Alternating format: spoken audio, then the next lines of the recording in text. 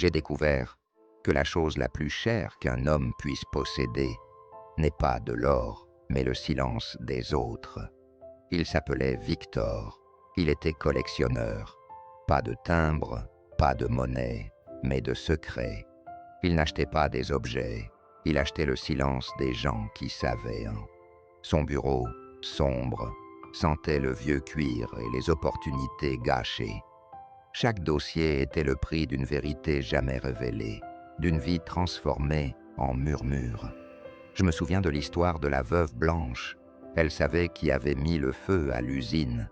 Victor lui a donné une maison, une rente, et en échange, il a pris sa voix. Il lui a volé le droit de parler.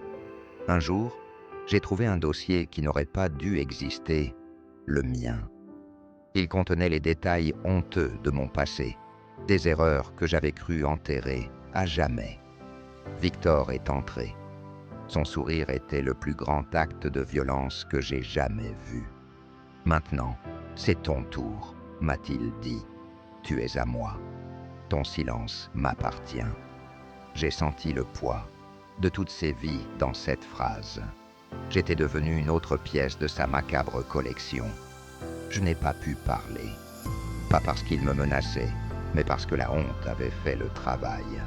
J'ai réalisé que Victor ne créait pas de secrets. Il exploitait la faiblesse humaine, la peur de l'exposition. Il m'a regardé, triomphant, et il a dit cette phrase que je n'oublierai jamais.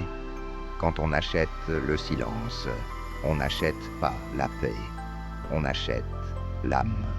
Le véritable prix de la paix n'est pas dans l'oubli, mais dans la capacité à affronter et à accepter ses propres vérités.